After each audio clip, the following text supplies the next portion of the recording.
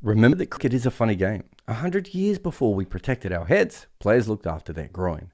So don't be as stupid as old cricketers. Protect your computer. NordVPN is the protection I use when facing cyber short balls or when the rights issue tried to dismiss me. NordVPN will help you get through the straight bat of any GEO blocks so you can watch all the cricket you want. If you need your pitch changed, well, NordVPN can doctor any surface to a new location so your IP address is set up for you to win. Want to buy an associate cricket shirt from a place that won't ship to your country? Select NordVPN. Want to watch a game on a free stream in another hemisphere? Give NordVPN the ball. Or if you just want to watch a clip on social media that the cricket board won't allow, promote NordVPN to pinch it.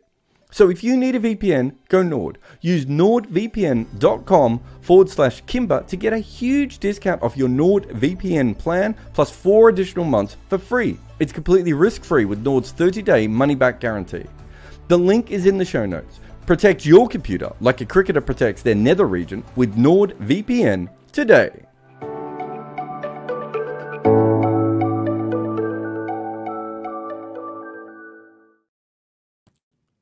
Morning everyone and welcome to the Scoreboard. I am Jared Kimber and let's do this. England started this day like it was doable, but I suppose that is the point of baseball, right? It's fake it until you smack it, I suppose. Rehan Ahmed batting at number 3 feels like a stretch, even if he was a pinch Nighthawk. But remember that he has batted as high as number 5 in first-class cricket, where he made 100. It was for Leicestershire against maybe not the greatest bowling attack of all time, but the point is, he can clearly bat a little bit. It did feel at times like he'd forgotten that when he was out there, but that's a different one because his was a throwaway wicket. Unfortunately, though, Ollie Pope wasn't, and he'll be disappointed with his shot. And again, his problems against Ashwin remain. Though India had their own Ashwin Bumrah issue at times. I think they both wanted to bowl at the same end, and because of that, they weren't able to perfectly bowl the way that they wanted to. So it felt like at one end there was a lot of pressure and at the other end maybe not quite as much. None of that really mattered because when Joe Root came out to bat, he certainly played in a way that was, what's the best way of putting it? Like he was worried that he'd put his food in the microwave and it was about to end and he didn't want it to go cool. He just played a million shots per minute and then, of course, eventually played a terrible one. And this was a big shame for England because Zach Crawley at the other end, I would argue, was playing the best I've ever seen him bat, considering the conditions and the game situation and everything else. He looked absolutely magnificent. He looked like you would expect Root to look. He batted smarter than him, was in complete control, and, of course, then one rolled along the ground. And that was pretty much it. If Root's wicket wasn't it, Crawley's one definitely was. There was that partnership when Stokes and Folks were playing with the soft ball for a little while, but the pitch was starting to play up more and more then. And, of course, it didn't help when Stokes ran himself out.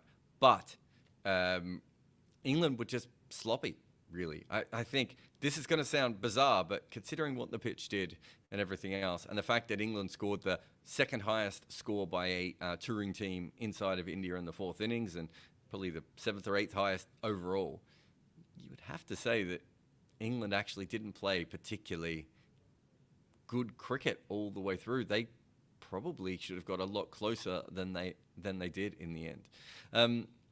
Having said that, it was still a sensational failure. And if you're going to fail in baseball, you should at least make it fun again. And making that level of score in a 4th innings wicket in India, it's pretty good. So. India, though, were also a little bit sloppy, right? Which I suppose they have been all series so far. They looked rattled at times early on when I don't think they have to. They eventually held the line a little bit. But, of course, when you have a massive first innings lead, that's all you had to do. Whereas last test, they did not actually hold the line at all. But the score after 2 tests of this series is Bazball 1, Bumble also won. But let us get on to the scoreboard part of the show. After the scoreboard, we'll take questions from the audience, line them up, ask as many as you want, be kind to each other, don't spam. Everyone hates that. And if you're desperate for your question to be answered, the best way is always through a super chat. But let's start with a bit of Jasprit Bumrah. So this is his new ball versus the old ball. So in South Africa in 2023-24, you could see that, new ball, he was averaging 20, and then with the old ball, after 20 overs, that was dipping a little bit. That's pretty good. This series has taken that just a little bit further, though, hasn't it? He really hasn't struck all that much with the new ball, and then when he comes back on, as Gareth Batty would say, seeds of doom. That is a huge difference. And we know how good he is with the old ball and everything. I do think if I'm England, I am worried a little bit about this because, chances are that he's not going to be able to keep that going. He's just going to accidentally take wickets with the new ball eventually. Or someone else will take wickets with the new ball for India. But so far, England's top order have been very good. I thought Crawley leaving him today was really, really interesting. I think Crickfizz had a stat that he was leaving 27% of Crawley's balls, whereas generally, Crawley was leaving 20% of Bumrah's balls, whereas generally Crawley leaves around 10%. So it's even changed Bazball into leave ball, no shot played ball, shouldered arms ball. No, none of those work. Anyway, we gave it a go. Just want to have a look at Jasprit Bumrah. Oh, this isn't new ball versus the old ball. I think this is his fourth innings compared to everyone else, if I'm not mistaken. So he averages 20.5 runs per wicket in the fourth innings. And then the team overall is 31.5. There's a lot of reasons for this. I was actually just thinking about him in general.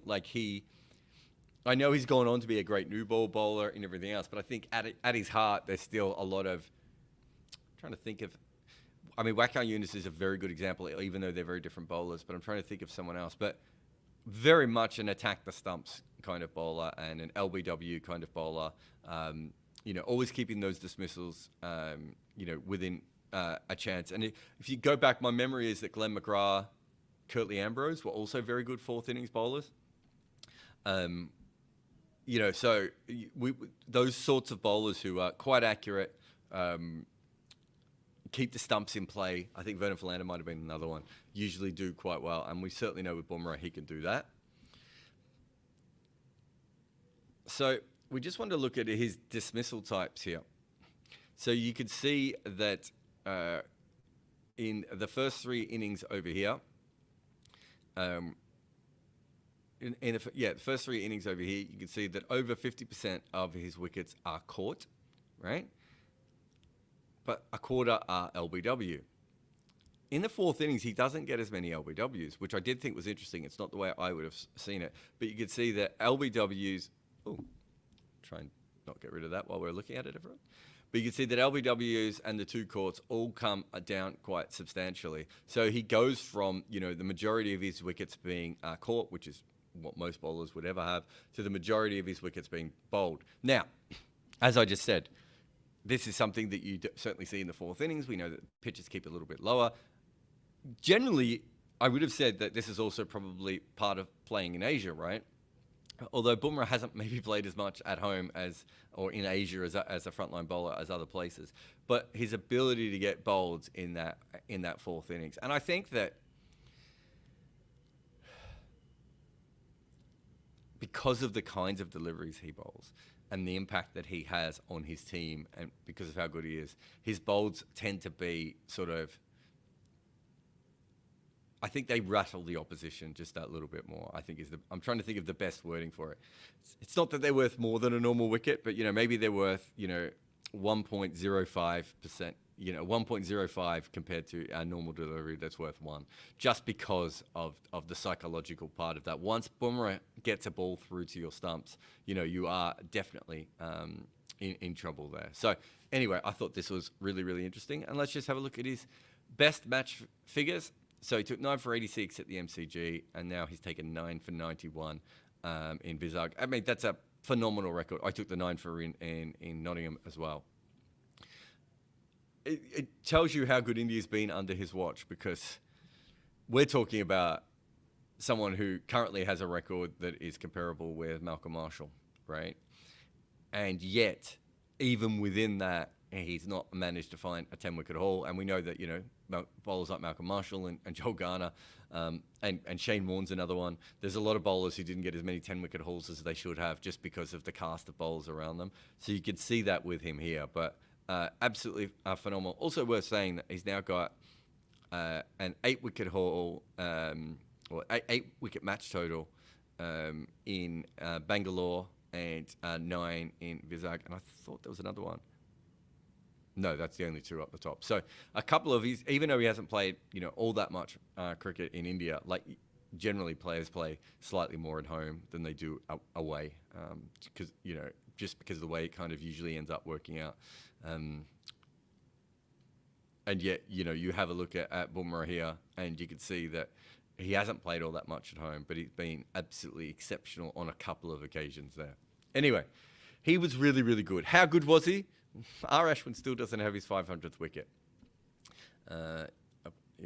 Shubhu and Mukku, who spent a great deal of time making sure our Ashwin video was going to be ready for his 500th wickets, are in absolute pieces on the floor now that Ashwin didn't get home in the end. But we just want to talk about him as a fourth innings bowler. He had quite an interesting day, and we will talk about the root wicket later on, but you can also add the Pope wicket. There was just a couple of times when England were so keen to put pressure back on him that they played shots that probably just aren't replicable. Like, I don't think Pope's a good enough player to play that kind of shot on that kind of wicket against Ashwin, who I think he already has a weakness against. And then on top of that, you have Root's shot, which was, I've seen Root played that shot before when he's on like 70 not out or 150 not out, playing it early on against Ashwin, and we'll get to it in a moment. It was just bizarre. But these are the best fourth innings bowlers of all time. So I mentioned before Ambrose and McGrath as two guys that are absolutely incredible in the fourth innings as well. Bish and Beattie still brilliant. Also worth remembering when I bring this up, people go, oh yeah, but Indian wickets, whatever. He actually also destroyed in the fourth innings in Australia, if I remember correctly. Harath, again, almost impossible. Oh, Courtney Walsh, I didn't realise he was so high up, and Rabada does it quite well. But Ashwin, again, sub-20 average in the fourth innings of test matches. There's nothing to be surprised about there, but just that he's absolutely brilliant at what he does, and it suits him a lot. I would say, and I don't want to ruin the video that we've got coming out, but I would actually say, specifically in Asia, he's a much better first innings bowler than he is a second innings bowler. Which is not to say that his average is lower in the first innings than the second innings, but most spinners are pretty good in the second innings. You've got Murali here, you've got Kumble, Yasir Shah, Shane Warne, even Moeen Ali, right? Like, there's a lot of spinners who are very, very good at this part of the game. But Ashwin's real skill is how much better he is on very flat wickets inside of India in the first innings, right? Even on wickets where the overall average is over 40, he's still, a top-class bowler. Anyway, this is Ashwin's bowling average in the fourth innings by batting hand. Again, nothing all that surprising here. Averages 15 against left-handers. Tom Hartley and Jimmy Anderson were at the crease at the end. And Mukesh Kumar got his wicket as well. There's just no way that Ashwin wasn't going to be brought back on, of course. But imagine having a young kid who, to be fair, batted well, but a young kid out there batting with the number 11 and the number 11. They're both left-handers. Anderson's going to play reverse sweeps out his ass. Hartley was probably going to try and score off Ashwin. And, of course, in the end, the wicket went at the other end. But you'd see, still against right-handers, Ashwin is really good. I think there was some talk today from some people about matchups and everything, which is why Ashwin wasn't brought on when there was two right-handers. But he's a fantastic bowler against right-handers, especially in Indian conditions. Or actually, it might be in all of Asian conditions. So I think it was more the reason he didn't start off is I think the two bowlers both wanted the same end. This is Ashwin's bowling average in the fourth innings by home and away. You can see that at home he's averaging 17 and away he's averaging 25. You would certainly take 25 away from home as well. But, it does let you know that he's a slightly different kind of bowler in those conditions, whereas, at home. I would say that he was okay today, and I think he would have eventually got them home if it got to a pressure situation. But this probably wasn't the best we've seen of Ashwin bowling. And this is Ashwin's bowling average in the fourth innings compared to his teammates. So we've already showed you how good Bumrah was. Obviously, Ashwin, even better. And You can see that for spinners, the percentages don't change all that much throughout the game. You still continue to get caughts and everything else. So it's not that he becomes a different kind of bowler later on in the game, which I would say that certainly with Bumrah, I would say with McGrath and Ambrose, you're looking at bowlers who are a little bit different, just a little bit fuller, a little bit more straight rather than outside of the off stump. Which you can see for the spinners, it's just kind of making it better. The only major difference probably here of anything, I would say, is what? The stumped. How many of those tail enders at the end of games just trying to finish it off, get themselves in the shower and get themselves on a flight to the next city as well? Just guessing. Anyway, he's on 499 wickets. And my team now has an extra week. So if they don't make a brilliant video about Ashwin, yeah, it's kind of on them. And I just want to talk about Joe Root here as well. So if I'm not mistaken, these were Joe Root's first 3 balls. He got a full toss early on that he reverse swept for 4. Absolutely nothing wrong with that shot. Next ball, 2 balls later, he got a length ball that he tried to sweep. Got a glove over the top of, reverse sweep, I should say. Got a glove over the top of slip. And it was just clear that he was just coming out really trying to put pressure back on India in a way that I'm not sure at that stage they, necessarily needed that. But he was going to try and score quickly.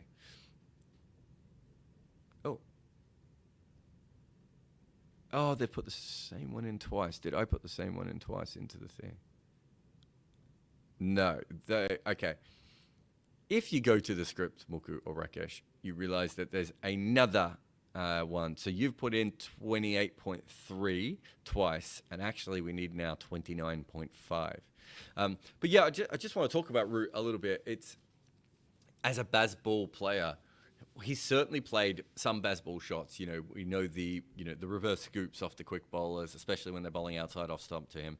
But when you look at that shot, he's playing that from a position of strength because he knows that there are slips and a gully up in place, and that he is in the situation to take a risk like that. Like everything's weighted, in his favor. Whereas what he did today was a lot more out of control. I don't know how much the finger injury played a part in that or anything else, although he certainly seemed to be hitting the ball quite well. Hit a 6 early on, as we'll talk about in a moment. But it did feel today like it felt like Joe Root played the Zach Crawley role and Zach Crawley played the Joe Root role. It's fascinating. Nope. Okay. Well, let's just imagine this says 29.5 and 29.6 and is about Akshar Patel. Let's see if the editing team can change this while we're live. But 29.5, Akshar Patel bowls the ball outside off stump, kind of a length. Oh, yeah, look at this. Here we go. This is the Crick Info commentary of that ball, and you can see here that Root gets to the pitch and gives this an almighty wallop. I don't think he did get to the pitch. I think, looking at the replays of that shot, he was a long way from the ball. It was wider than him. He wasn't quite there, but he decided that Akshar wasn't spinning it all that much, and so he came down and he smashed it over long off for 6. But again, it just felt to me like a little bit wild, I suppose is the word. And then, of course, you've got the next ball. He goes for just a standard, prod on the front foot and was very, very lucky not to get done by an LBW. I think if that had been given out, then obviously I think it would have stayed out. I think that's right. But either way, it was very, very close and could have gone either way there. And it just felt like after that, he played that big shot, hit a 6, and then he'd gone for a normal forward defense, and it hadn't worked. And it felt like he was going to continue to go. This is the ball he's dismissed on. So you can see here that this ball is pitching a long way from Joe Root. He's absolutely nowhere near the pitch of it. This is not a half volley. I'm not even sure you could call this completely on the up. Like, he's come down the wicket, but he's nowhere near where Ashwin has landed the ball. See another angle of it here. He's very keen to hit this ball hard. He's decided on it. You can see it's just pitched outside off stump. From this angle, chances are it's probably straightening to around here. It would have to really rag to come back, and because of the angle, it's probably, and the amount of spin that was getting in the morning, it's probably more likely to come through here, which means that Root is really having to drag that one across to the offside. And you can see where his bat is going. This is not a straight hit, which he did earlier. It is a real heave across the line, and that's the ball, which is now going straight up in the air, and I think it was Akshar Patel who came around and took that catch. Just have a look at the angle of his bat here, right? This is a slog. And Joe Root can slog, sometimes players just do play shots like this. But I'm not sure that, A, he needed to do it at this stage, and that it was a good idea. And I certainly don't know why it was needed. And I do understand the argument that in baseball you're playing more attacking shots. But I think that if you look at usually what they're doing, they're playing shots with the conditions weighted in their favor. Whereas in this particular case, I'm not saying that I don't know if there was a fielder out at deep mid-wicket for this particular ball. I don't know if they flashed up the field beforehand. But certainly when you look at this, you would be very, very hard-pressed to think that this is a shot that is in Joe Root's favour. The angle is taking it across. You can see how wide of off-stump it is by this point. He's having to drag it. He's on the move. And I want to show you this. It's all well and good to say it was a bad shot that he shouldn't have played. It was a bad shot choice that he shouldn't have played. It was also horribly executed. Ben Foakes played a slog across the line later on. Very similar shot. But didn't come down the wicket to it, and he kept his balance. Look at Joe Root's balance here. He almost fell over. Just horrendous. And if you thought his face looked bad there, this is what he felt like as the ball was flying up in the air. Just, I think we can accept the way that England have played for a while, with baseball. I don't have any problems with that. But this was a bad slog executed terribly, right? And there is a difference between that and baseball. I think if you want to know what I mean by that, have a look at the way Zach Crawley played compared to Joe Root. So it was an issue, and hopefully his finger wasn't playing a part in it. But he played. I would say that Joe Root played more like Rehan Ahmed than Rehan Ahmed played like Rehan Ahmed, and Rehan Ahmed played like Rehan Ahmed quite a bit. And I just want to finish off with just this last one on this run out. So Ben Foakes gets sort of an inside edge past. What was that position at that stage? Almost like a short mid-on, I suppose, from Sarfraz under the helmet there. Squeezes it out on the leg side. There is definitely a single here. But you can see how slow Stokes is to react to this, because Ben Foakes was sort of prodding on the front foot, and he's already probably half a yard down past where Stokes is. And this is not the position of one of the best athletes we've ever had in cricket running at full speed. It's hard on a still camera to completely show you this, but I don't think Stokes starts sprinting, I should say, till about here. And not only was he doing that, he was ball watching. So what he was doing is, and I've done this before, and if you've played cricket, you've probably done this before. Sometimes you think to yourself, well, that's a run. And so you run, but you don't run at 100% pace, because you're watching the fielder and you think, well, if he flicks it at the stumps, I'll then put in the hard yards at the end to make sure I'm not run out. Weirdly enough, maybe not a particularly baseball way of playing cricket either.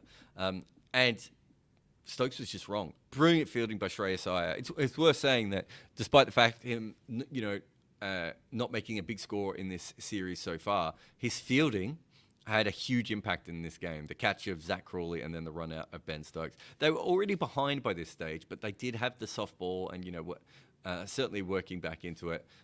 Also, just worth noting here, Ashwin, who absolutely devastated not to get his 500th wicket with this particular ball and every single ball. Me and Neil Manthorpe were joking around that he wasn't celebrating the run out as much as everyone else was. There's also that great moment where I think Jimmy Anderson came out to bowl and we were trying to find Ashwin. Jimmy Anderson came out to bat and we were trying to find Ashwin on the field, and we finally found him. And he was literally in deep conversation with Rohit Sharma about obviously trying to come on, but he was also shining the ball. And I personally hope that he was shining the wrong side on purpose to stop the reverse swing, so he had more of a chance of taking his 500th wicket. Anyway, that's probably not the case, is it? But that's the Ashwin that I hope exists underneath the Ashwin that we see on his own YouTube channel and everything else. But he'll get 500 next time, and you know, it will be all fine, and we'll all go on to live our lives. So it's not the end of the world. He didn't get it in this game. That's the end of the main part of the show. We'll take a break here, and then after that, we will come back with questions from you. If you've got a super chat, that's the easiest way to get in touch. But get in touch any way you want. Put your chats in. I can see there's quite a few of you in here already. Rahul, Aman, Soham, DM95. Again. But yes, please get your chats in, and we'll take a quick break here, and then after the break, we'll come back with questions from you, the audience. I'm Jared Kimber, and this is The Scoreboard. This is just one of our YouTube channels. We also have another one that covers the greatest stories in our sport called Good Areas. Why do India keep losing World Cups? How did Stuart Broad become a meme king? And the long sordid history of South Africa chasing. Head over to Good Areas a couple of times a week for the best stories in cricket. A few years ago, I had a panic attack after ESPN Cricinfo made me their global writer. I'd earned that position, but I also felt like a fraud at the time because I didn't really understand how I wrote. I understand that there was a process and gears and different styles and things, but how it all came together felt a little bit random. And so I began to panic like a golfer with a natural swing, worried one day I'd just end up with the yips. And would my career be over? So I took my writing apart piece by piece until I understood it. And then I figured out I could teach others all the mistakes I had learned. So I started an online course where I tried to make it as cheap as possible so people like me would be able to afford it. It's called Fans with Laptops, and heaps of people from around the world have used it so far, from first-time writers all the way through to professionals trying to improve. I started with a simple plan to make each writer the best they could be. And from the feedback I've received over the years, it seems like the course does that. But after COVID, my career changed. I came to YouTube, started podcasts, wrote emails, and formed a new career on my own going forward. So I now had something else to offer, the multimedia side of things, social media and everything else. Not to mention that I was building everything up as an independent. And so I added all of that to my course. So if you have ever wanted to work in sports as a writer or podcaster or making videos or anything else, Fans with Laptops is the place to start. If you think you qualify as a fan and you have a laptop and you want to work in sport, click on the link. All right, plenty of questions from the room. Let's see who starts it. Aditya says, was Kuldeep held back until the end of the first session to prepare the ball for a possible reversing? Everyone else bowls seam up, can control the side of the ball lands on the abrasive pitch. Well, yeah, I mean, Bumrah is still going to damage it a little bit, isn't he? I think, if we're being honest, they would have started with Bumrah and Ashwin, and then when Bumrah came out of the attack, they would have brought Aksha on. But they probably kept Aksha on a little bit because if you remember, he started pretty flat and then hit KS Barrett in the sternum and bowled some incredible balls. So I think Aksha was supposed to come off earlier. I think the idea was to bowl him for about 6 or 7 overs, or maybe the first 40 minutes or so, and then bring Kuldeep on and he bowled better. But it could be the ball. I mean, this is the thing. I think there's a lot of people always think, oh, great captaincy and all that. But a lot of it is pre-planned rotations based on things like you're talking about, the state of the ball, when you want someone to bowl later, what batters are currently in, what the game situation is. Who's tired is actually the main reason that we make changes in test match bowling. Not so much in that first session, of course. Oh, which end do you want to bowl from? As we've already talked about a little bit. Abby says, you've talked about how DRS changed spin bowling and Ashwin has been a master of bowling off spin in the DRS era. Now, looking back, we now conclude overall who benefited more from DRS, batters or bowlers? Who did better? It's not that I don't think batting averages massively were changed by DRS. I think what happened was the bowlers changed how they bowled. Actually, no, I'm going to take that back. I would say that bowlers did better under DRS because I think the wobble ball and the length that the wobble ball was bowled was a direct relationship to DRS. So seam bowlers are bowling fuller and trying to hit the bails more often, whereas before they would bowl slightly shorter and outside off stump, more of a holding line and length. Whereas now it's much more of an attacking line and length. And the wobble ball is part of that, but even before they might have bowled the wobble ball outside off stump, whereas now it makes more sense to attack the stumps at all times. I don't think spinners' averages have gone down massively, but what I would say is that if you look at the generation of spinners who bowled pre-DRS, so Kumble, Warne, Murali, I'm missing Harbhajan, I'm missing some others. Am I missing any others? Sakle Mushtaq Ahmed. And then you look at the spinners who came after. You've got Ashwin, Herath, Lyon, Swan, and I suppose Ajmal as well. A lot of those guys also have incredible records, but you wouldn't put them on the level of Murali, Warne, and everyone else, or certainly on the level of Murali and Warne, right? And so I do think that spinners maybe got a slight boost in what was a slightly weaker era for spinners than the previous one. I'm talking about just at the top level. All right. I wouldn't say it has helped batters all that much. I'm trying to think of what, other than they probably feel more secure now. You know, there was certainly... I've probably told this story. I mean, I've definitely told this story before, but not everyone on this chat. And if it's your first time here, like, subscribe, do all the things you need to do. And this is why. Hawkeye was invented, I believe, in part because Paul Hawkins, the person who invented it, was trying to make it as a professional cricketer. He was playing minor county cricket, and he played in a game where he was run out in the first innings, and then the second innings he was given out LBW. I've not got that confirmed. I can't get hold of Paul directly, sadly. He's not someone who talks all that much to the media. I have heard from people who know him that they believe that there are elements to that story that is fairly true. So I think with that in mind, if you are a young player coming through or a fringe player, you know, in international level, then the ability to know that, you know, more often than not, the decisions are going to be much closer. So I think people watch international cricket and they see these decisions. Oh, they go, oh, that's a howler. It's like, if you want to see howlers, go and watch first-class cricket. These are the best umpires in the world, and they do make mistakes, and sometimes they make them by wide margins. Go and have a look at first-class cricket or women's cricket or associate cricket if you want to see real umpiring. So I think there's more. I think batters now feel a little bit more confident in modern major international cricket because of DRS, but I don't think you could argue that it has helped them. Whereas I think in getting seam bowlers to bowl fuller, that's an advantage, and I think in getting spinners to bowl straighter, I think that's an advantage to DRS. So I hope I've answered that right. Jessica says, Nighthawk sounds like a transformer. So for those who don't know, I can look it up right now. Because the minute I heard this, the minute they used this the first time, I was like, I'm pretty sure I've heard of this comic book character. I don't know if John Norman from TalkSport, he's a comic book expert. I don't know if he's an expert on this. But Nighthawk is the name of several fictional characters appearing in American comic books published by Marvel. There have been 7 versions of the character, 2 supervillains, 2 superheroes. So there you go. So I think it starts back in the 60s. It's a character from the 60s. Just having a look if it's still around these days. Yeah, 2018 was the last time it was used in a comic.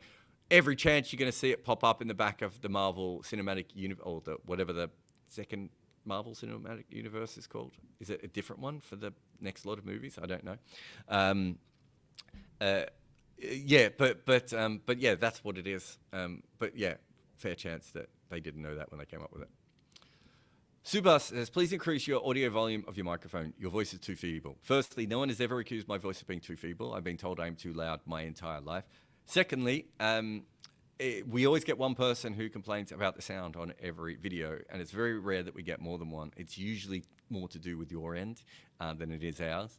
It's tricky for us because we obviously, we're broadcasting this via StreamYard, and something quite often goes wrong between StreamYard and YouTube. You know, we're not broadcasting on YouTube itself. Like we are using obviously another platform, and sometimes it does that, but quite often it's just, the way it interacts with people at the other end and everything else. But we do our best, Subhash, but certainly not a feeble voice. I think that's fair to say. Rahul says, how often does winning the toss translate to winning in India? I feel like the toss is more crucial in India than any other country. Yeah, I don't know if it's any other country, because I would assume it is very, very similar in Sri Lanka, which is very much Indian-like conditions, you would say, right? Let's have a look. Let's see if we can do this live and how good I am. What country is this? Let's call this country India. Okay, so in India, of course that's not going to tell me. If I do this one. So if we go to India, and we can look this up, opposition host country, India, and then we say, so there have been,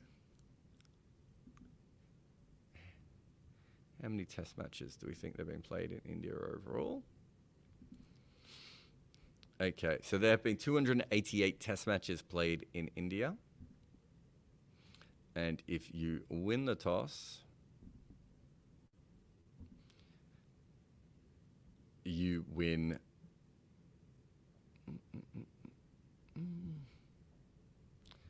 If you win the toss in those games, you win 93 games, you lose 70. Oh, wait, is that with winning the toss? Yeah, winning the toss. You win 93 games, you lose 79, and most of them have draws. And of course, there was one tie. So it's 93-79 from winning the toss. And if you lose the toss, yeah, okay. It's big. I mean, it's more than 50-50, isn't it? And quite a bit bigger than that. I would have to look it up to see how it is. Sorry, I was trying to look up Sri Lanka as well, but I couldn't. So, actually, no, I can look up Sri Lanka quickly, can't I? Just to see, because they would be the other one that would come to my mind as a team that would be very, very similar. Just because it's those kinds of conditions where the wickets kind of get worse every innings. So if you win the toss in Sri Lanka, it's 67 wins and 48 losses, obviously with a bunch of draws there as well. So yeah, I'd say both of those countries are places that you want to win the toss. I think in general winning the toss works, but I'm not sure if it's as massively different as you would think, but perhaps it is. Soham says, assuming baseball to be unique in its approach, why was it never tried before by any team in the past? Surely there have been more explosive batting lineups, or is it just a post-T20 thing? It's a combination of T20 and ODI cricket. If you think about it, England actually play a lot more like one-day cricket, the way that they're playing. When does one-day batting really become great, right? Probably 2015 onwards. Is that fair? When England work it out, and then by 2019 onwards, most of the major teams know how to bat in those middle overs. So it would be very hard for other teams to have done that. You also needed to have a great white ball team, which, not everyone always had that. Clearly, Australia had tried a different version of it. It wasn't the same thing, but they scored a lot quicker. West Indies would put a lot of pressure back on you when they were batting. Not quite at this level, but until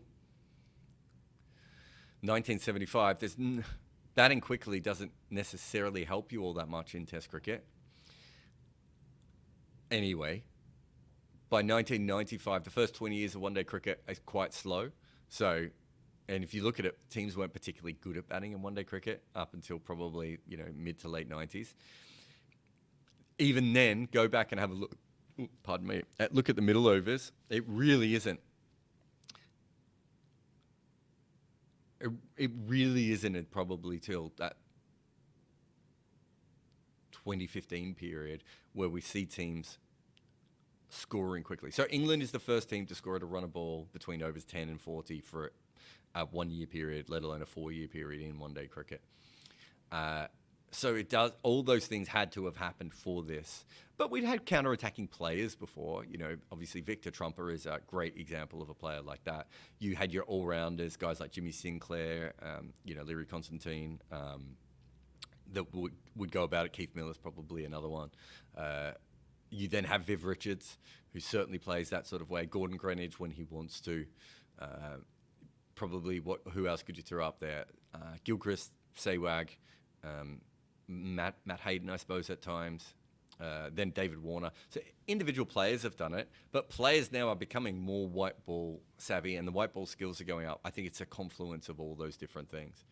I certainly don't think there would ever be a team in history where the best 7 batters available to a team would all be better when attacking, right? Just because that just wasn't what would have got them in the side in the first place.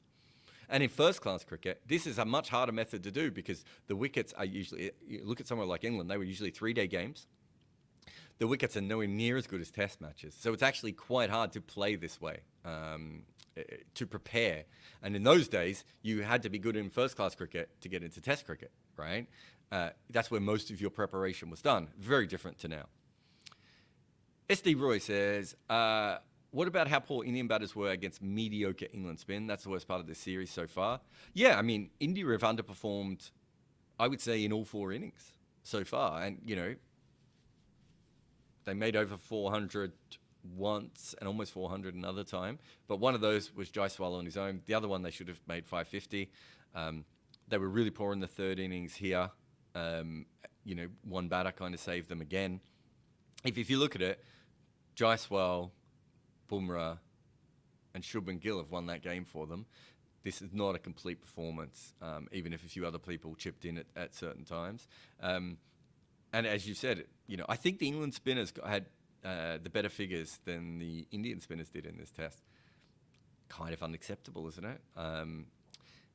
And I put that down more to the Indian batters than I do the Indian bowlers in that situation. But I don't think we've seen India at their best or even close to it all that much. They flirted with it in the first innings, bowling and batting at Hyderabad. Since then, it's been a little bit patchier, but they're 1-1, right? So still in a really good position. Fathil says, don't you think going forward in the coming years, the most successful template of batting is going to be India's template with a touch of baseball rather than the all-out conservative or all-out baseball? I don't think there will be a proper template because I think what you will get in the future is... So someone asked this question recently. If Alistair Cook's available now, do England use him, right? And the answer is yes. Because the reason they went with this method, in part, was to get over the fact they didn't have an Alistair Cook, right? So if your best batter is, let's say, you know, Pujara comes through or Australia gets Chris Rogers, right? Or Usman Khawaja, I suppose you could keep going. Even if they want to be more attacking, if your best players don't play that way, it's not going to work. And I think going ahead, we will get more and more test specialists. And the reason that they're test specialists will be that they don't have the ability to play great white ball innings or, you know, white ball knock, T20 knocks or whatever it may be. So I think there'll actually be a divergence of talent where there'll be the all format stars, you know, who have the ability to do everything that you want. And then there'll be the more specific test players. And so I don't think that kind of template works. The reason England went with this template is they did not have a top 3. Right? They had to change things quite massively. And it suited the best. Root was already kind of on the verge of this. He just made a couple of slight tweaks. Today's not a good day to talk about that. Bairstow and Stokes had played innings like this before, so they knew they had that in them. And Stuart Broad, Graham Swan, kind of had batted like this before in their tail, right? Like there were elements that they had of all these things. But if they weren't a successful white ball team, they probably wouldn't have tried this either. So I do think all those things matter. But not all, you know, I'm trying to think of a team. Let's say the West Indies start playing better white ball cricket and they go back to the sort of West Indies of 2012, 2016. They're probably still going to want Brathwaite to open, right? Because Brathwaite actually helps them attack from the other end and softens the ball and does all the things that they want to be able to do. So I think there won't be one template, The bits of baseball that I think are more replicable, and there's a couple of them. One is the manufacturing of wickets. Two is backing players and giving them really specific roles and saying, you are not going to average 50 in Test cricket. Get that out of your mind. But if you can average 35 with a strike rate of 75, that will work for us. If you are willing to take the new ball, even though we know you're not going to take the new ball, we're not going to hold that against you because your bowling average is 3 or 4 runs higher than it should be. Right? All those sorts of basic things, which are really, really important. The positivity of England, and I say this genuinely, they really, truly believe that, oh, it's great, we're going to chase 400, right? Whereas my history as a cricketer, even in Australia, was always, oh, how are we going to chase this, right? And it's only when you get into it and it starts to work, you go, oh, we could do this. Whereas England are going at it from the other way of, no, we could do this. This is good. This is the challenge that we wanted, right? All those parts of baseball, I think, can be used, right? But I think for each individual batter, they should be using their skill sets. What you might get is, I'm trying to think of a player here that this would work with. Dean Elgar. So Dean Elgar comes in and nuggety against the seamers and nibbling away, and then the spinners comes on as an off spinner and he can't do anything about it. The next Dean Elgar should be freed up to just be like, okay, I'm just going to play 4 reverse sweeps in this over and see if I can get 10 or 12 runs and knock this off spinner off their line. And then after I've done that, I'm going to run down the wicket, maybe the over after as well, and try and get another couple of boundaries and move the field out, and then I'm going to milk them from then on in. I think, and that goes back to what a similar thing to what Australia used to try and do from 95 to 2005, of putting pressure back on everyone else. So can they do that? Sure, I think teams can definitely look at doing stuff like that going ahead. Suresh says, this England team is yet to lose a test in which baseball has not won. I'm not quite sure what you mean there, Suresh, but I feel like this is a moral question. And as far as I'm aware, England have not lost a test morally since baseball started. Suresh again. KP was very hard on some of the defensive field set by both Rohit and Stokes. How easy or difficult is it to set a field against baseball? I think it's hard because you keep the field up and they score really quickly, and KP would say, oh, they're just letting them score too easily here. And then you put the field out and KP says, oh, you're getting singles too easily here. I remember watching, and I watched this really, really closely because I was fascinated by this. Steve Smith and Marnus Labuschagne spent most of their time during the Ashes telling Pat Cummins to bring the fielders in. He said that England was scoring singles too easily and Pat Cummins was allowing them to do that. Pat Cummins probably has the best record against baseball, right? And Smith and Marnus are right, because there were times that England were just taking the piss, just dropping the ball at their feet and running because there was no one in the circle to come and get it, right?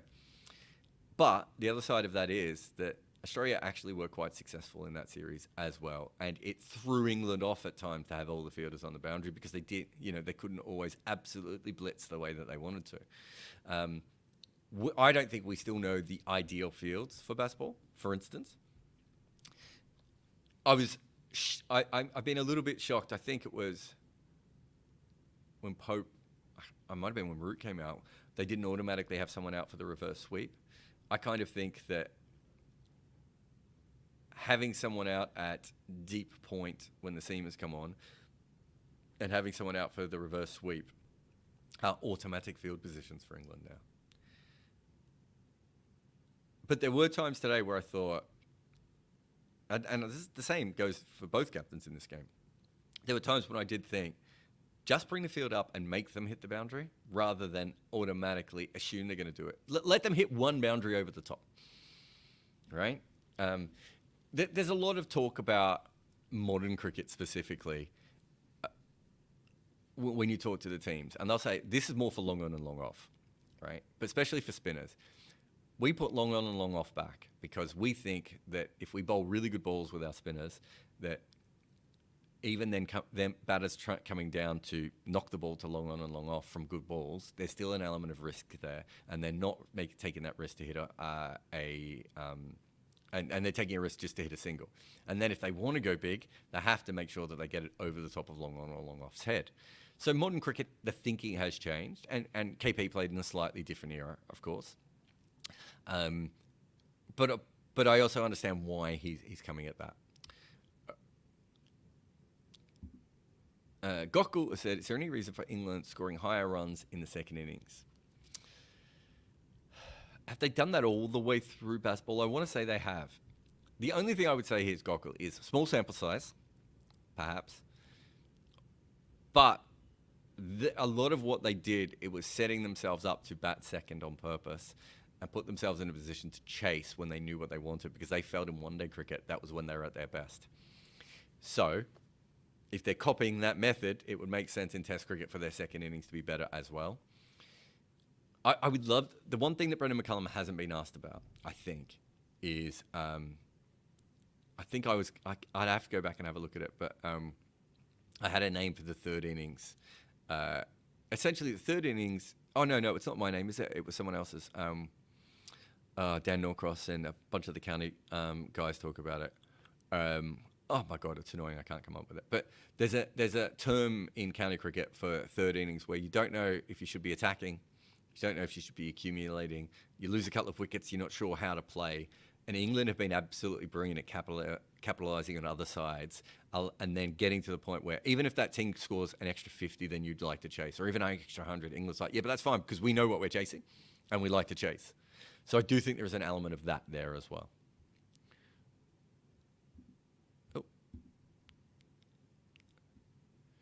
Aditya says, can a spinner bowl a top spinner with a wobble seam? Yeah, I would think so. I think we talked about this the other day, Aditya, though. I still think if spinners are going to bowl a wobble ball, I think they are better off at bowling it as their faster ball. And almost saying to the batter, yeah, you can see it's not a spin delivery, but you still have to play it. And if it doesn't nip back, you can still be out LBW, or you might get a fine edge if it goes the other way. If you did a top spinner, no, it wouldn't be a normal wobble ball because a wobble ball has backspin on it. So no, I don't think I mean, technically you could bowl it, but it would be a different kind of delivery, but it might have a similar kind of impact if that's what you're asking. Uprit says, should India take a chance with a batter keeper replacing Barrett? His keeping skill looks not so extraordinary so far, justifying his place as a keeper. I actually think these have been quite tough surfaces to wicket keep on. Weirdly enough, tougher to wicket keep on at times than bat. There was a ball today that kind of took off down the leg side. He got hit in the sternum a few times. There were times when Ben Foakes in the first test I thought looked a little bit scrappy. Should they? I mean, they're not going to, I don't think.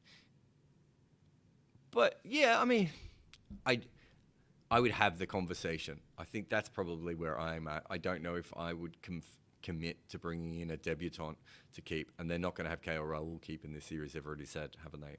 We don't know if he's going to play in the next test anyway. But it's Dhruv Jurel, isn't it? Is their replacement, if I remember correctly, or in the squad or around the squad, wherever he was. I mean, I would have that conversation. I would prefer Akshar just batting at 7. I know they might not do that anyway because the whole left-hand thing, but I just prefer him batting at 7 and picking a slightly better batter in that situation. Yeah, and worth remembering that, you can't replace Rishabh Pant, right? Like, he's one of the most special wicket-keeping batters that we've ever had. Aditya, a different Aditya. Yeah, I was going to say, different. When Kohli and KL return, who will make way for them? As for England, what changes do you expect for the 11? For Rajkot. So when Kohli will come in for Patidar.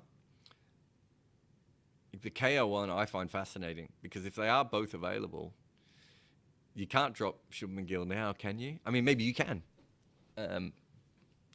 But it would seem like if you drop him now,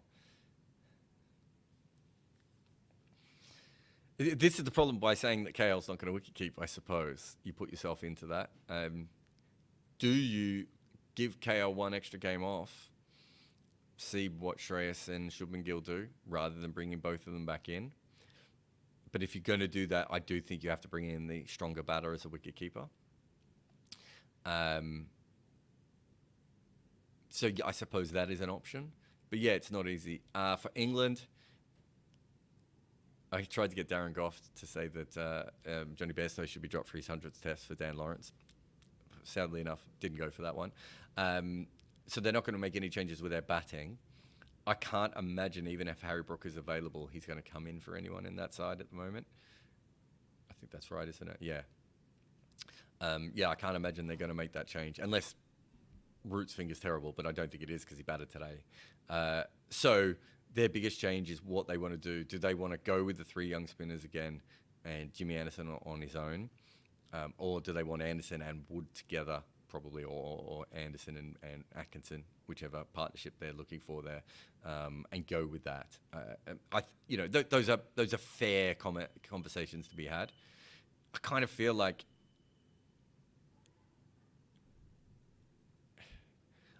it would be weird after that wicket that wasn't particularly great for spinners, of which your young spinners have done well, that you would drop one of them.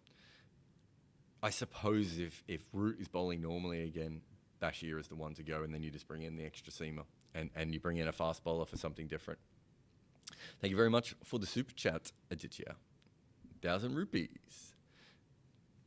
Sankop says, do you think that if England had 2 of Ashwin, Jadoo, Kuldeep, they'd be heavy favourites for this series? Also, in hindsight, extra seamer would have been better.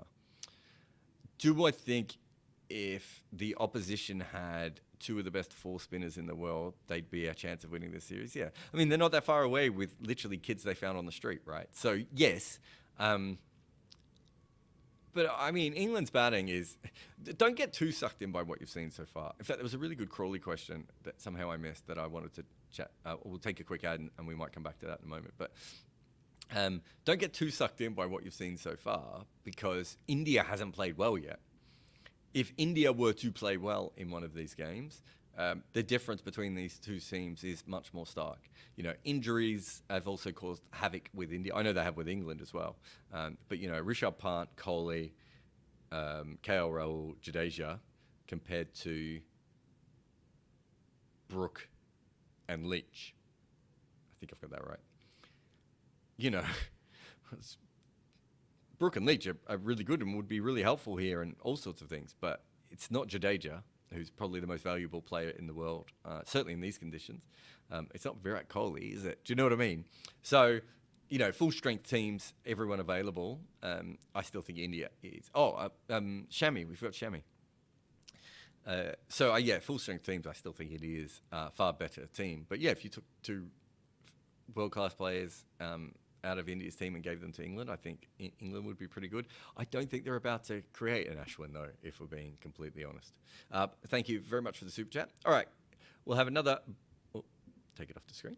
We'll have another quick break here.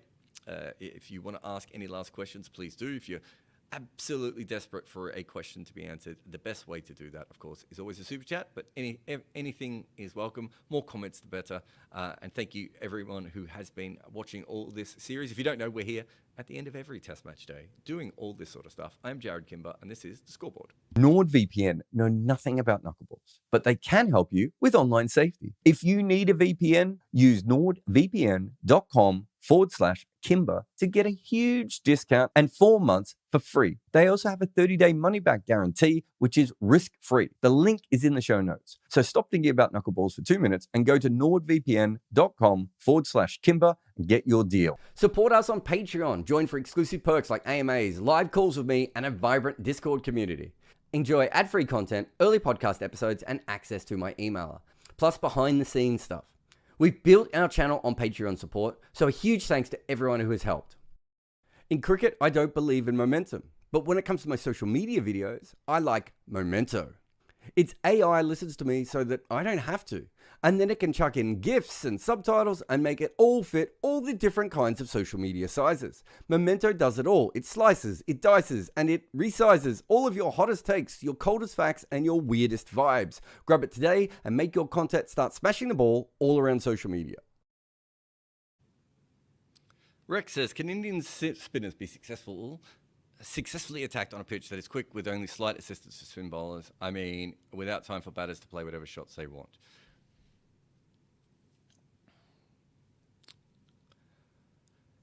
Well, Jadesia's not going to play, so you're already kind of slightly downgraded. A bowler who would like the pitch to spin quite quickly. I think Ashwin and Akshar with extra bounce, a little bit of spin and pace should be quite hard to play against.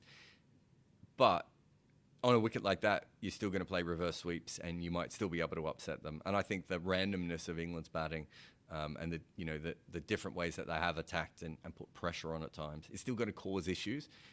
I think England have overperformed so far with the bat. So with that in mind, I think there are, but at the same time, I'm just not sure there is a wicket that would be massively deflate Bazball either, which I think coming in, I thought maybe there was, but I'm not sure now if there is. I would have thought really these two wickets are the kind of wickets that maybe Bazball might have struggled on the most. A little bit of spin, not completely flat. You can continually put pressure on them, and if they take risks, they're going to go out. Whereas I thought the two wickets that England were most likely to win with Bazball were going to be ragging turners and flat pitches. And it's really been the two great wickets that we've seen so far that England have played pretty well on. What was the best way to beat this England side? We used to be turning up. What's the best way to beat this England side? I think new ball wickets are still key. It's been too easy for Crawley and Ducker to put pressure back on sides and not just bowl their best balls. I still think if you can get, Root and Bairstow in early, within the first 25 overs, Bazball is going to struggle a little bit. And the second one is to not fall into their traps when they're manufacturing wickets. Even that's slower than you have to, right? Don't go for those hook shots, right? Don't try and hit a six over a fielder's head. Just chip it around. Pretend it is the middle overs of a one-dayer, but for like a day and a half if you have to. So if they're going to have fielders out on the boundary, just keep chipping the ball in. If they bring it in, play proper test match cricket again. I think those are probably the two things that I would look at the most. That's the last of the comments, by the way. So if there's any more super chats, I'll take them. But everything else I've taken from the chat, just to let everyone know. Akira says, is Rohit going through a rough patch in Test cricket? Look, form is form at a certain point, I think. And we just saw him in a World Cup look about as good as he's ever looked. And then he's played three of the greatest innings anyone has ever played in a T20 game against Afghanistan. I'm not going to write Rohit off, but he didn't look as good. Darren Goff talked about how he looked a little bit like that first test tired him emotionally, and so he struggled a little bit more in this next match. I mean, I suppose that's a possibility. Sundeep says, what's up with Shreyas Iyer? I remember your detailed video on him. He's extremely good in home conditions, not away. With 5 Border Gavaskar trophies coming up, should India start looking for someone else? No, I still think he's an above average. I don't like throwing away above average talent. I think there's something to be said for developing both Shubman Gill and Shreyas Iyer so that they are more complete batters and perhaps playing them when it suits them at the moment rather than just both playing them both. So I think that's a good way of treating both of them. But yeah, I mean, I would at least like to see him play in Australia, unless the full strength team doesn't require him. I'd like to see him play in Australia, but also have backups that I feel more confident with if need be. But I still think he's fantastic. Plus he's pretty good in the field, it turns out. All Things Cinema says, Jimmy the last guy to be playing Test cricket at 41, 42. Not many Test specialists these days. Everyone white ball league work overload. Well, that depends on what Test cricket does. Because players will play to a longer age. We just had Brad Hodge played until he was 80, and Brad Hodge played until he was 75, right? We will get more players hanging around. We know that is already happening in other sports. The more money that comes in, the more players can look after themselves. We will have a player who plays into their mid-40s in the not too distant future. Whether they'll be all format is a fair question, but if they're a Test specialist and they're making a lot of money from playing Test cricket, then they will continue to play Test cricket into their 40s. So the only way that The if the if it keeps going the way it is currently going, then no Test player would play into their 40s.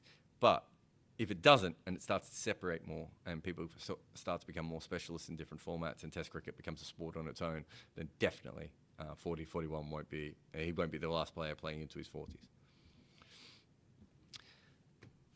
Shubham says, be brutally honest, Ashwin is a ranked turner specialist. I rank Lyon much better than Ashwin. No shame as an Indian accepting that. Well, I mean, it's just wrong is the problem with it, really. I'm just going to give you something that is quite cool here. For instance, Ashwin has out-bowled Lyon in Australia the last, 2 series combined, I think, when he's been out there. So there's that. But there's also, we've got this big video coming up on him, and it talks about him on wickets that are flat. And can I find, I won't be able to show it to you, but I can tell you what it says. Ashwin, oh my God. Minimum 200 wickets? No. Okay. Ashwin in matches with an average of over 40 at home.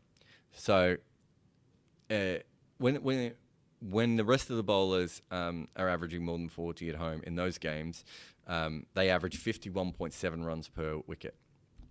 Ashwin averages 31. So on a flat pitch, he's 20 runs better than a normal bowler. He's not a ranked turner specialist. It's just not true. I always thought the biggest problem with Ashwin was he played in that series in Australia in, was it 10-11? And I was there and I thought he was magnificent and I thought he bowled beautifully and he didn't get wickets because no spinner gets wickets, no finger spinner gets wickets the first time in Australia because it's almost impossible unless you've got a mystery ball or, or you're a stock bowler who just bowls forever. And I think they lost confidence in him away from home. I think that actually slowed down his development, which is scary to think of now, going back on it.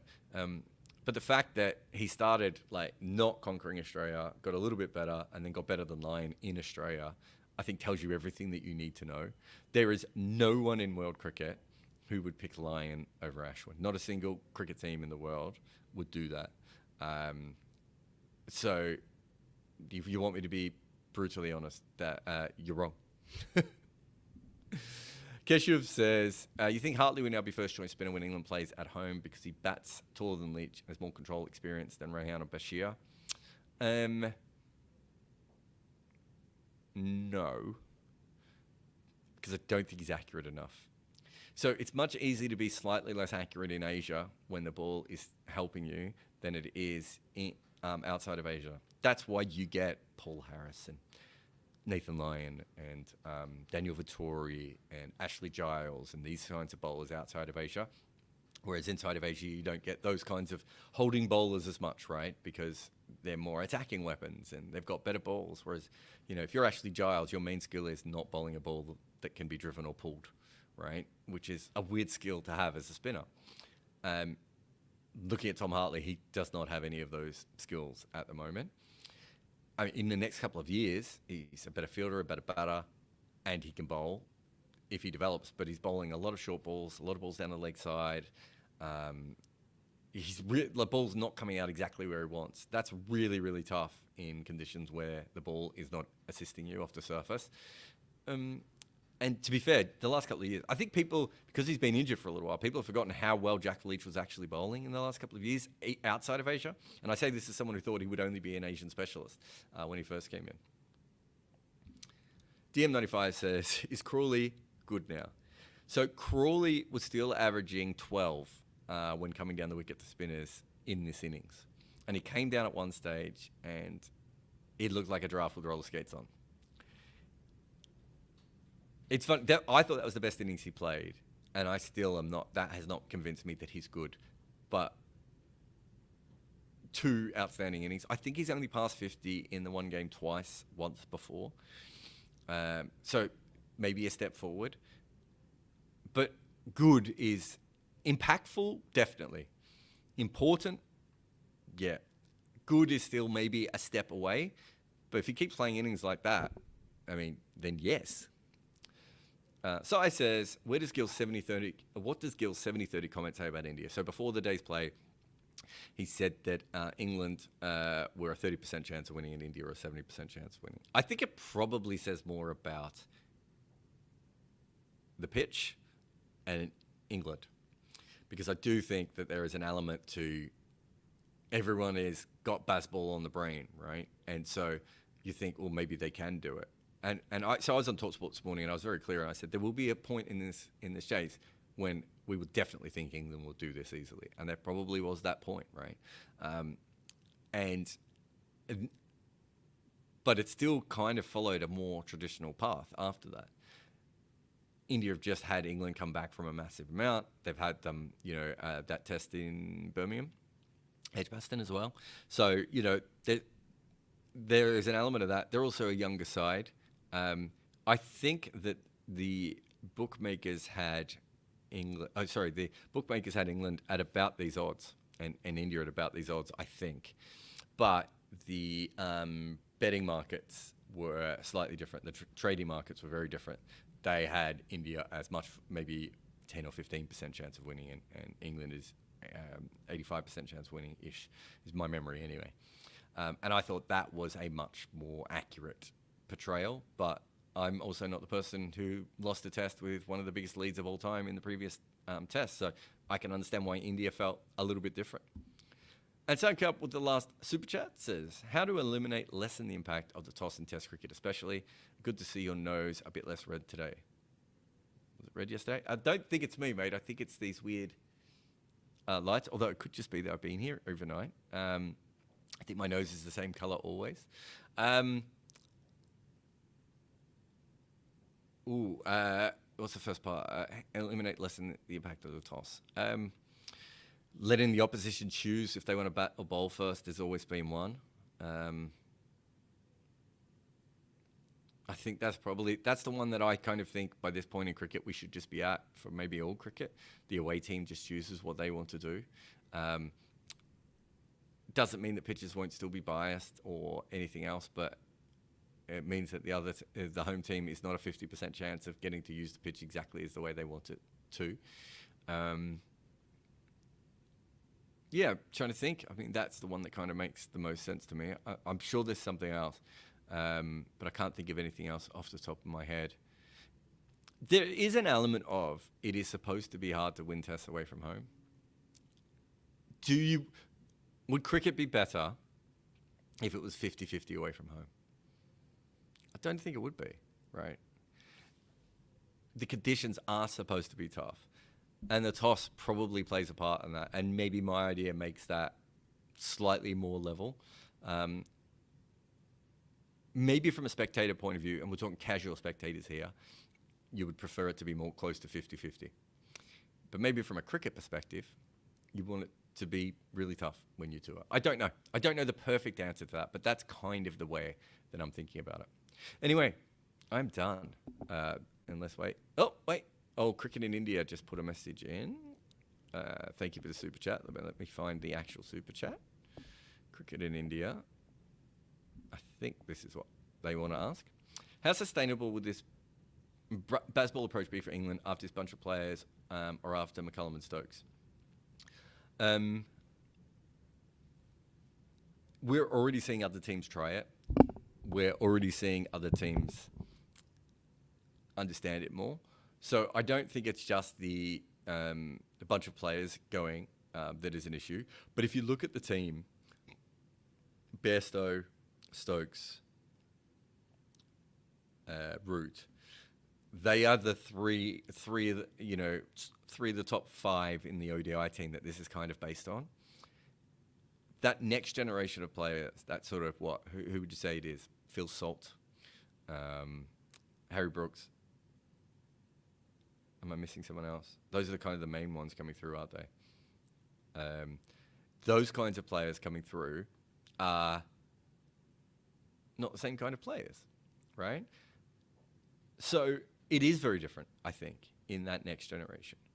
But I just think that, not that I think it's short term, but England would have to keep dominating one-day cricket and T20 cricket, and they've just played a really poor World Cup.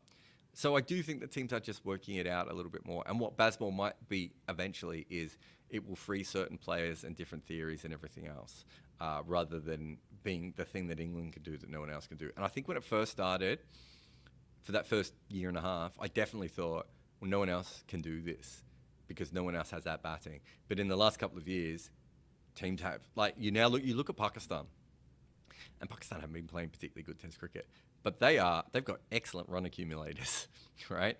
Who can put a little bit of pressure back on the bowling team, chip one over the top, put the fielder out in the field, and then just whack four singles, 5 singles and over without even sweating. So you start to look at that and you go, oh, wait a minute, well, maybe Pakistan could do it. And then you look at Travis Head and Mitchell Marsh, 2 flawed batters who are like, well, okay, so we're going to maximize our strengths and minimize our flaws by playing in this particular way. Then you got Shan Masood. You know, you got all these different players taking all these different methods out of it. So I think its bigger impact is probably on overall cricket rather than English cricket going ahead. Neil says, aren't you tired? So I am. I mean, to be honest, Neil, usually I'm commentating until like 10 minutes ago, so this is probably going to be a shorter day. But yes, I got up at 2 a.m. And it is now midday. So I'm going to finish this scoreboard. I'm going to write an article. Then I'm going to walk home. And then I'm going to have a nap.